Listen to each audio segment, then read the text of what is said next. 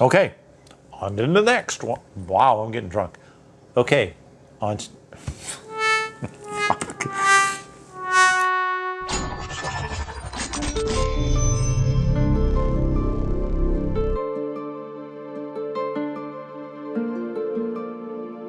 Hey everybody, Gary, Main Brew Guy here.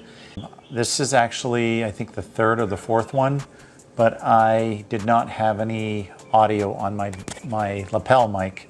So the last part of these videos will be me trying to voice over those reviews. I apologize. Okay, so right now I have Brewmaster Jerry Scopa Brewing Company. I have his Wheaterton malt, and he came in at 1049, finished at 1014, 4.07% ABV, brewed 714, kegged 729, bottled 8.5.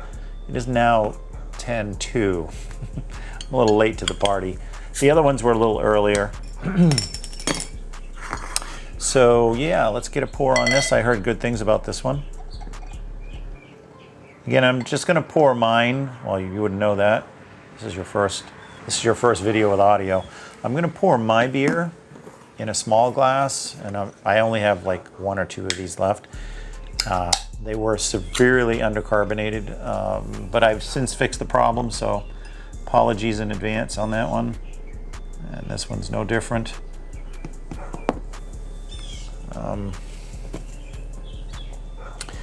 There we go. These are very close and very similar in color, actually.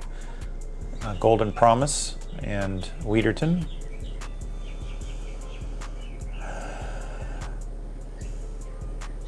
Yeah, I get almost like a, oh God, what is that? Sort of like a Allagash white kind of aroma.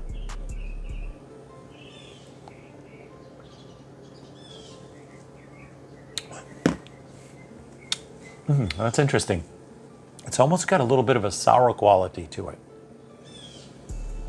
Maybe that's what I'm picking up. My dog keeps looking out in the driveway. I'm not sure why. Maybe that's what I keep picking up here on the aroma.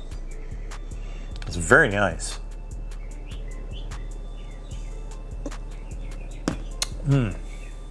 Wow, that is really nice. Well, how's that compared to the Golden Promise? All right, so yeah. So the Golden Promise is like grainy, what you would expect from a two-row beer. This has definitely got the wheat side of it. It's not like a sour, but it's I would say the pH on this might be low. It seems like it might be low. I don't know. It's funny though, because wheat does not drive the acidity down as much as like a two-row. I always, when I'm figuring out my acidity on like a wheat beer, it tends to I tend to have to add more sour malt to get the pH in the range. Get this one, not sour, but it feels like the pH is low, which gives it a nice crisp kind of feel to it. It's good.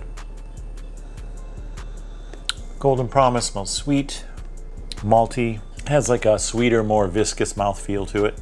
It's surprisingly cleared up nicely too. So I'm liking the Sabro much more in this setting than the Golden Promise. I mean, don't get me wrong, when this was on tap, when it was carbonated, it was quite nice. I do find the Golden Promise to be light, but sweet. Leaves a lot of residual sweetness. And I would have thought wheat would have left a lot of residual body behind.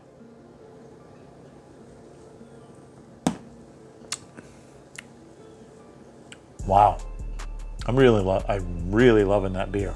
Which goes to show you can use probably a higher than 60% on wheat, as long as your system can handle it without getting stuck. It does have that wheat kind of smell to it, almost to the Belgian side of things. It's interesting. Yeah, what a great idea. I would not have thought to go on all wheat. That's a good idea.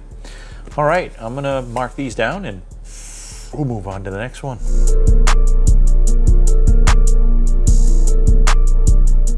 All right, beer number 2. So this is Big Dawg Brewing. This is David Phelps' version, and he used a Pilsen Malt, and he ended up at 5.1%.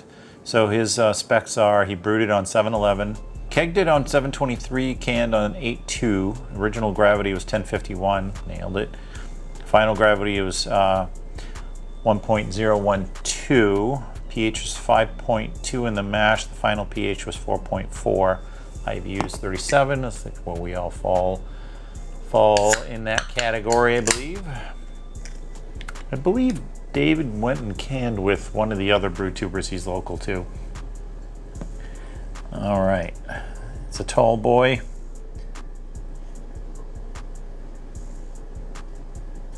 I don't know if I'll be able to get it all in there.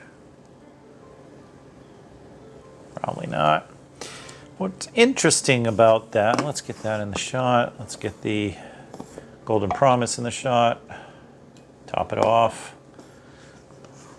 What's interesting about this is the Golden Promise looks almost a shade lighter than the Pilsner Malt. Pilsen Malt rather. And I would have thought the Pilsen Malt would have been a little lighter. So that's an education for me right there. A whiff of this. Yeah, so they're a little long in the tooth now, so I think I'm losing a little bit of the Sabro. But all of the beers I've had thus far have been extremely good, well crafted. Yeah, so I'm not getting any of the hop aroma on this one. It's not coming over at all, although I wouldn't expect a whole lot anyway this far into the game. I am getting that nice biscuity quality that you get on a Pilsner. Let's see how it compares to the Golden Promise. Yeah, the Golden Promise almost has more like a caramel sweetness to it over the Pilsen. The Pilsen is super clean. No, you're not picking up any sweetness in the nose.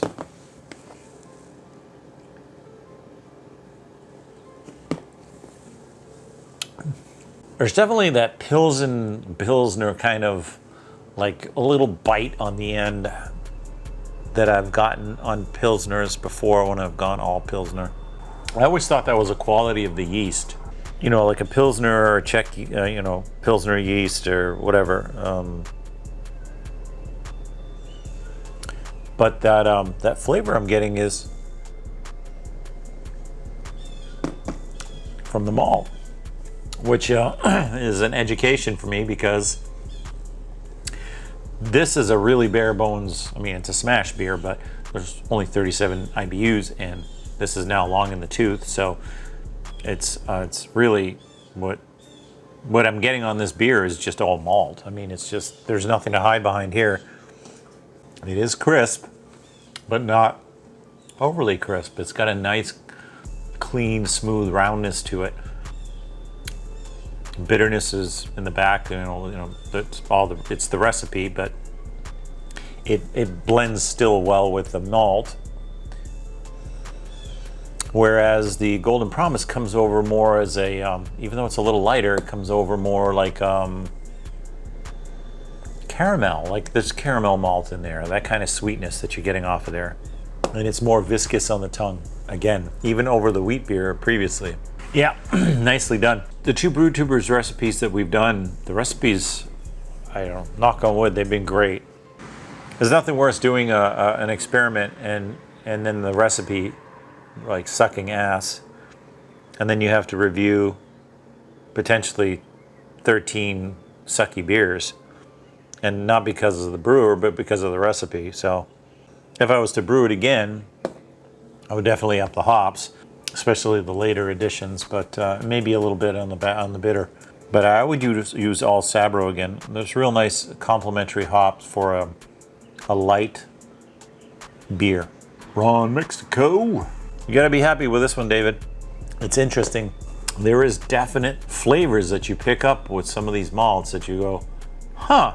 And in this case, the aha moment here is that certain flavor that I get on the end of a Pilsner or even a Stella. You get that little bit on the end that tells you it's like a Pilsner. And I always thought that was a quality of the yeast, but that's definitely not, because this is US-05. That's a quality of the malt. Well, I'll be damned. Okay, On to the next.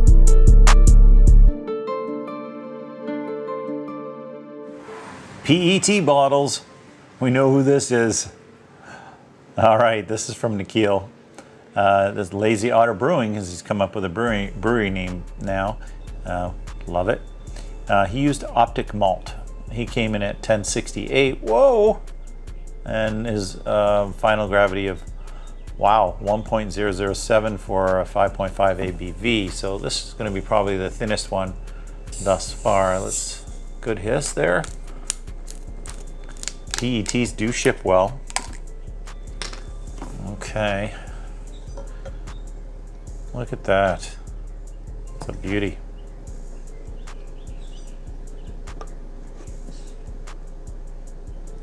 I poured that a little light. So far though, this one's probably the more cloudy one that I've had, which is interesting.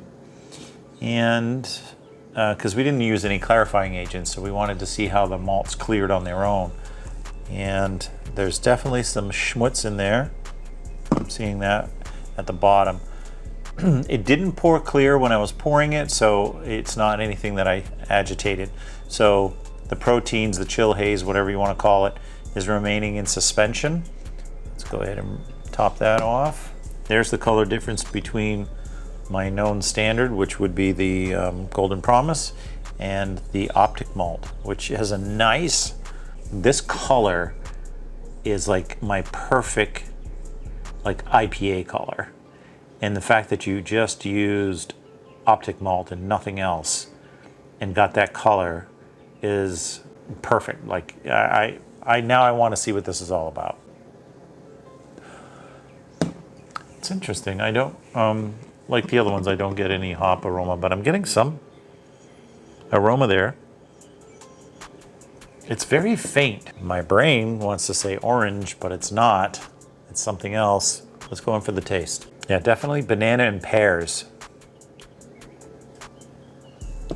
There's a water profile thing here, Nikhil. I don't know if you used RO or distilled water. There's a definite water issue here. Maybe that's what I'm picking up on the aroma. I'm definitely picking up a water profile problem. I thought we all were using RO or distilled water. That's interesting. I would swear it's a water problem, but I think we all used RO or distilled water, so it can't be that. So it has to be the malt. That's weird. Nikhil, put in the comments if you didn't use RO or distilled water, if you just used your normal water from your area. Because if it is just your normal water, it's detectable. So it's a known improvement for you if you don't use your local water. Again, against the Golden Promise. The Golden Promise smells sweet, caramelly, clean, no hop aroma, just like the rest of them. They've kind of aged past that. Yeah, it's almost, now that I've, my goodness, I got a little too close. Now that I've had more time to like think it over, it's got almost a metallic-y taste to it. It's kind of weird. Because if you use your own water, don't do it anymore. Your beer should improve. But if it's the malt, I'm not digging it. Okay, on to the next one.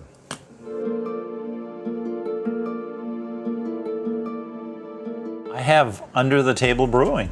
I think Nate, by the way, Nate, thank you for brewing. So yeah, Nate and Chuck, Under the Table Brewing. They used Vienna Malt, and it's from Best Malts. And he came in at 1056, finished at 1.012. Good Lord have mercy. pH of 5.3. I ended up with a pH of 4.1, so that's probably the lowest one. And it's almost 5%. Nice hiss. So again, I'm just using my beer as a control, I suppose. I'll just leave the caca behind.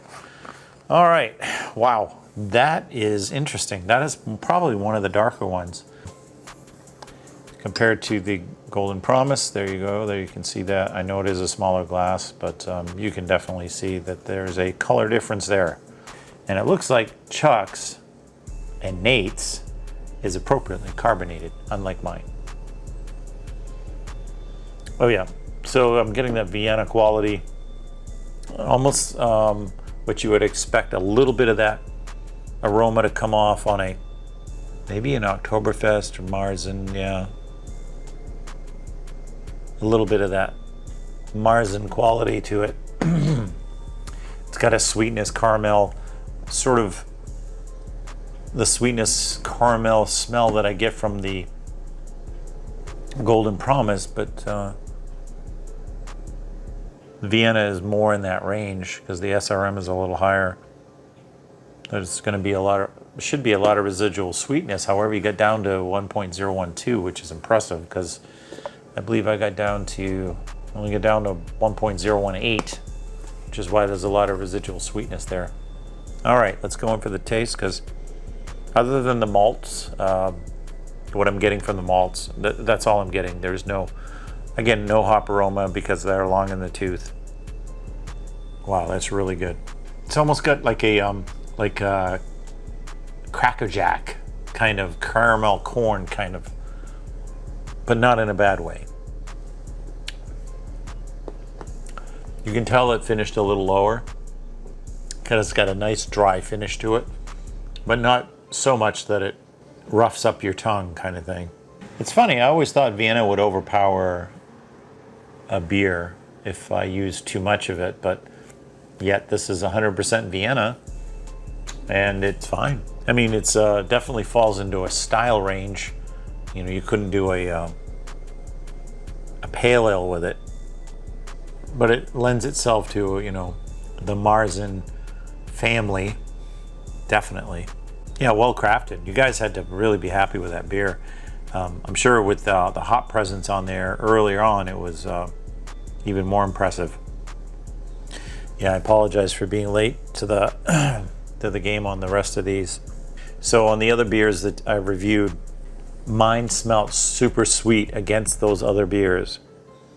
Now, against this, the Vienna, it smells equally as sweet. It's not like it was almost overpowering sweet in the aroma.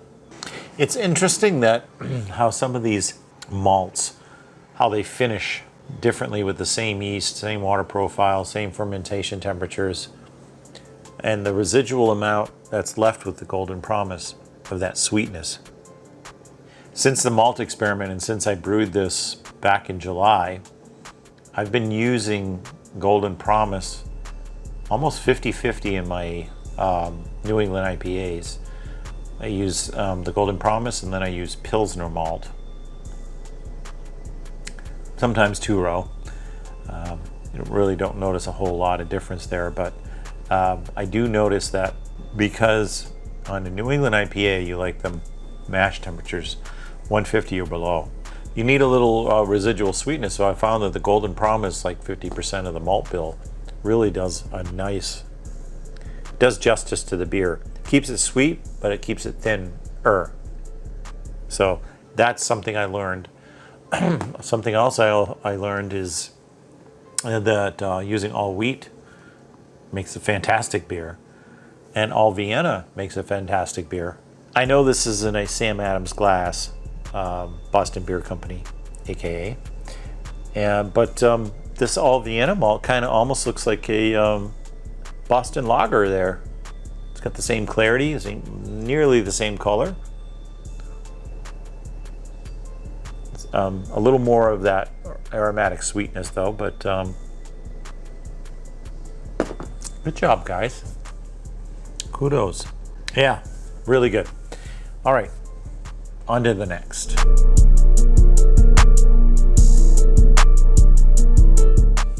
All right, last one.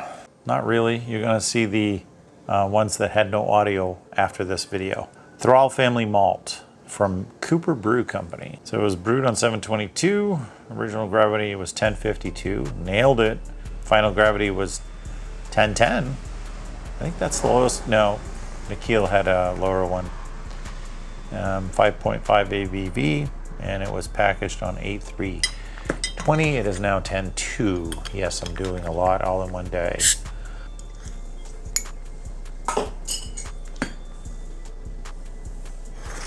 All right, don't judge me. It's a Budweiser glass.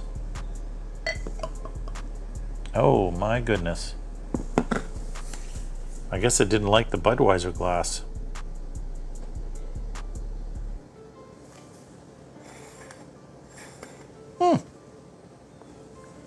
Let's get a different glass.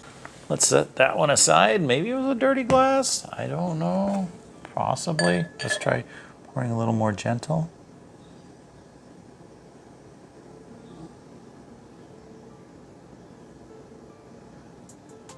I think it's just highly carbonated. Well, they didn't get a super large hiss on that when I popped it open, but look at the head retention on this bad boy. I can hear it effervescing. Oh yeah, look at that cascading. Holy crap. That is a little, it's been refrigerated the whole time, so maybe it finished up at your house. But other than that, look at the difference in the carbonation quality. Oh boy. Although they appear to the same color, maybe this is just a tad darker. So I'm gonna have to go for the taste first because I got to get some of this head down.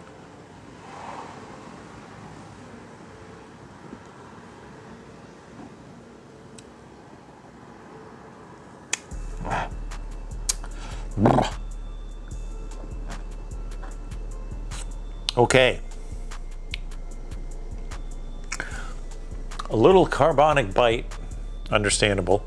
I definitely get this really rough kind of 6-row grain quality to it.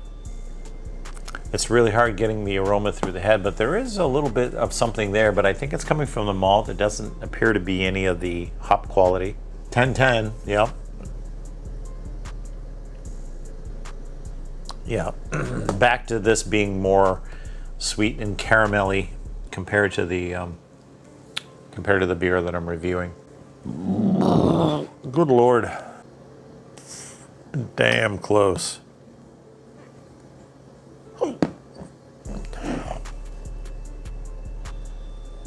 Yeah, it's all malt. But it's weird. It's like a, God, I can't put my finger on it. There's something, it's not bad. I just can't describe what it is.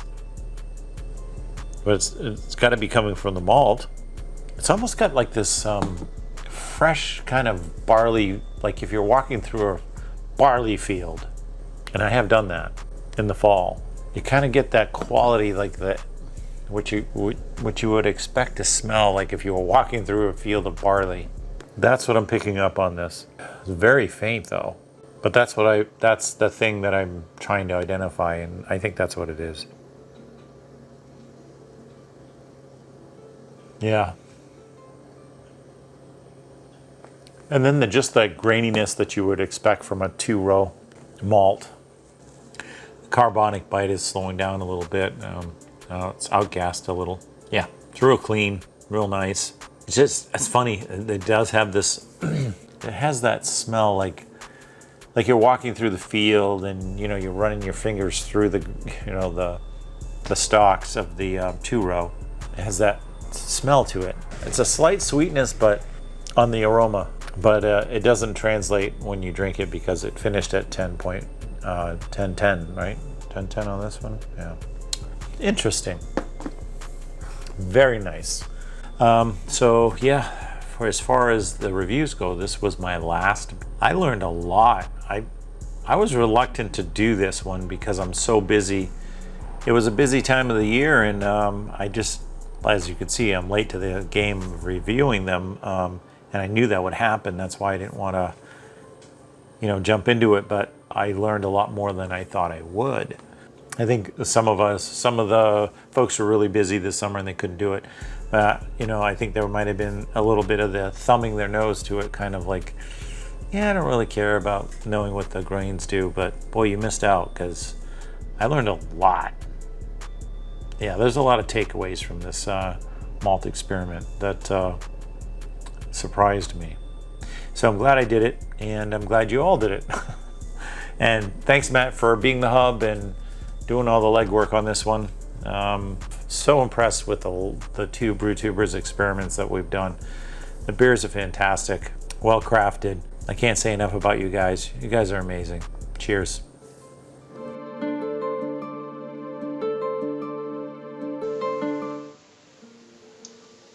All right, going over the specs of the can here. This is Woodshed Brewing Company, Dennis Pin. He used the Mecca grade Vienna style malt. I'm probably reading the specs on the can, which is long gone. My apologies. But we'll just cut through to the review here. So pouring this can, couldn't get it all in, of course, as it's a tall boy. And it's a standard pint glass there. But this was my first review, and I really love the color on this. Also, reviewing my beer, I didn't do a separate review for my beer. I actually used basically the same beers that I canned and sent to you guys. I kept a few cans myself, and I reviewed mine as basically like the base beer or the control against all the other beers. So there won't be 9 reviews in here. There will only be 8 reviews, because my beer gets basically reviewed as I'm going along. This can did have a little bit of carbonation on it, but not nearly as well as it was on tap. Problem solved in the beer gun issue. So on Dennis's beer, I got more of a sort of like this Vienna type quality caramel sweetness to it. But the funny thing is that the Golden Promise smelled sweeter than the Mecca grade Vienna malt, and it actually tasted a little sweeter too. But there was a definite difference in the quality of the sweetness. It was more of like a caramel corn on the Mecca grade Vienna malt, and the Golden Promise was more of this, I don't know, maybe like a caramel 10 or caramel 20 heavily dosed beer without the color. So it was weird. To me, they were fairly close in the sweetness, but it just had a different kind of sweetness quality to it. I liked his beer here because it finishes more clean with a smooth, light body. I'm reading off my notes now. Almost like a Wonder Bread toast quality. The beer was really flawless, and I didn't pick up any off flavors or aromas. I was really loving or digging this beer. The first one I picked, I was like, whoa, this is gonna be tough, just like it was in the yeast experiment. Anyway, I see this beer being used in like at lower quantities in alt beer, and maybe higher quantities in a Marzen or a light Bock, or something in that range. However, for this beer style and hop selection, all Mecca grade Vienna malt doesn't lend itself to, like, let's say a pale ale, and that's kind of where we were shooting for, sort of like this pale ale recipe and how things are going to line up. And here I'm just kind of comparing the sweetness from one to the other, and how that sweetness, it was so different, but yet on like the mouthfeel and the sweetness on the tongue, it was pretty much the same. It was just, like I said, a different quality of sweetness. One was more in the caramel, richer kind of range, and that was the Vienna malt. And that's pretty much it on those. The head didn't stick around very long. It was appropriately carbonated, and there was no off flavors.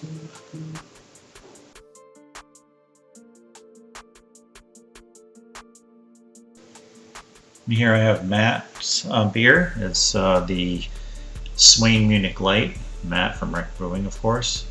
And I'm already read the bottle specs. Again, long gone. But the pour, it was interesting. The beers looked almost identical to the Mecca grade one that I had just reviewed.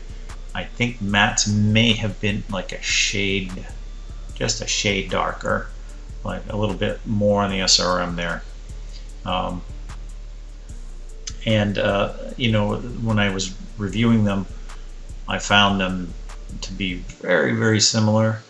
And I believe I graded them accordingly as far as, you know, which beer, one was fifth and one was fourth or something like that. Anyway, this one didn't seem to have as much of the caramel, like Cracker Jack, like the other one did. This one to me was more in the line of a Marzen, like I was drinking a Marzen. I mean, I think the hops were, you know, not the right selection if we're to do a Marzen there, but we're just getting the aroma here. But I'm probably picking up on what I have here as just Marzen type quality. The malt bill itself was just you know, overshadowing any hop presence, even though, you know, these are a little long in the tooth. Feel like I was sort of surprised on these, actually most of these malts, but how that you could go 100% Munich malt and it wouldn't be like overpoweringly sweet and cloying. This beer was just like the previous one, had caramel sweetness to it, but it was by no means overpowering. In fact, I felt like the Golden Promise sweetness was overpowering in most cases compared to the beers that I was reviewing, which kind of shocked me, and it opened my eyes a little bit to the prowess of Golden Promise. But back to the Swaen Munich Light. Yeah, I had very similar notes, and in fact, I'm reading here, and it's almost identical in my notes here for Marzen, Box, Vienna Lager, maybe lower percentages in an alt beer. I said it did pair well with the yeast and the hops, but because this was only my second beer, after reviewing the rest of the beers, I found it to be less of a good pairing based on, you know, how the other beers were reviewing. But my initial thought on this was that it was a fairly good pairing, because I was kind of shocked, like I said, that 100% Munich would not come off like you're drinking, you know, maple syrup. And comparing it to the Golden Promise, it just kept coming back very sweet smelling, sweet aroma. It was just this was just a lighter kind of caramel sweetness to it, as opposed to the Munich, which was more of a, you know, darker caramel, maybe Crystal 30 or Crystal 40 kind of sweetness smell to it, but not this thicky, cloying, you know, mouthfeel and taste you think you would get by looking at a beer like that and thinking in your head, hey, this is 100% Munich, and oh, this one's 100% Golden Promise. It should be light, dry, and, you know, very thin based on the color.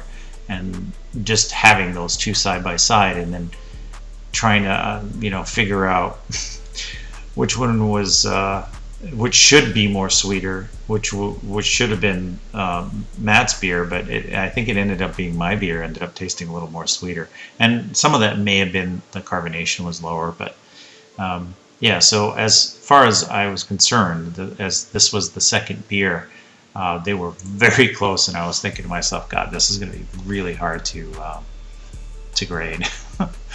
But it ended up coming in fourth place. It was a nice job, Matt. It was really good beer, and yeah, no off flavors, finished clean. The beer was well crafted.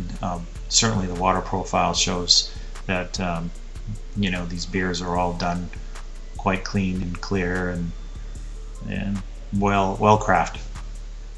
Thanks, Matt. Cheers.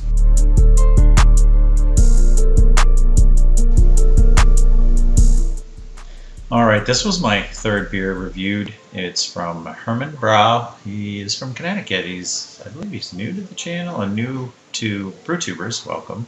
His name is John, and he did the Briess Pale Malt. And I wrote this down on my paper when I was reviewing this as number 1. Now, that's why I do, I'm sure as all of you do, the reviews, write them down on your paper, and you may change the order as you go through the rest of the beers, as this was only my third. I put a number 1 on there, and it stayed number 1 all the way through. I loved the color of the beer. Although it wasn't as clear as the other beers, I absolutely love this color in a beer. I don't know what it is. There was another beer that had this quality. I think it was the one from Nikhil. And the fact that you could use all that malt and get that color, I just, without adding any caramel malt, because I'm not a real big fan of caramel malt.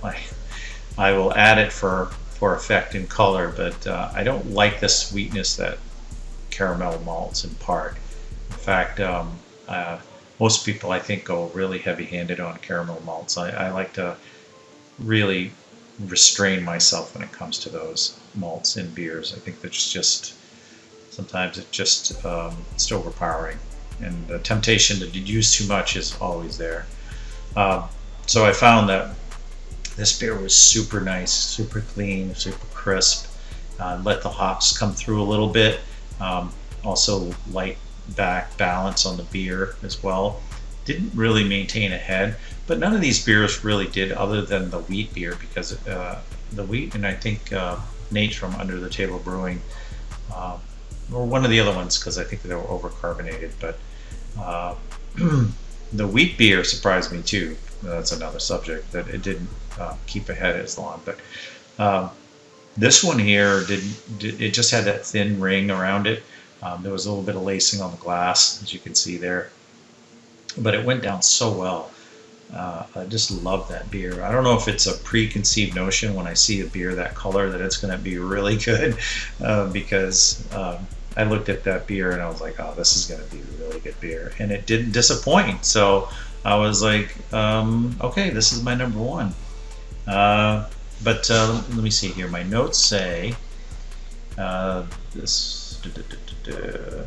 one and the wheat beer were so close in scoring, right? Because I found that I was going kind of back and forth between which one was actually number 1 and number 2, but this one did kind of hold its ground.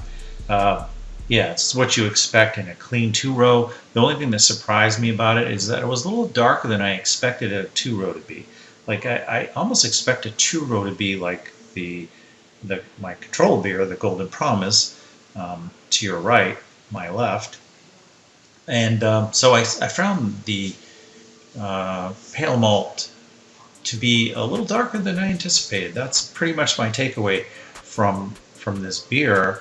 Otherwise, it was just a light bready aroma, a little bit of hops poking through, but not much. Again, these beers got a little long in the tooth. I apologize. And to the brewer, I was just probably making a comment because I wrote it in my notes that, boy, just bump up the IBUs on these beers, because we kept them low just because we didn't want this to be, a hop-forward beer. Because then it's really kind of hard to judge the malt if the hops are kind of like taking center stage. So we wanted the hops to take a little bit of the backstage and let the malts come through. So that's what we did. So this there was enough of the hops there to make the beer a little balanced, but really we were trying to make the malts be center stage, and I think that we accomplished that. And this beer certainly balanced that. Probably as good as the wheat beer, and just slightly better in some areas. Yeah, I really enjoyed this, and I would use this malt 100% in a pale ale and not add anything else. Maybe I would add some clarifying agent, secondary clarifying agent, if I was making a pale ale. And I would also add some Carapils for head retention. and just bump up the hops a little bit, and my God, I'll, I call this a really solid pale ale. So that's it, guys, and thanks for being a part of this. I really learned a lot. Cheers.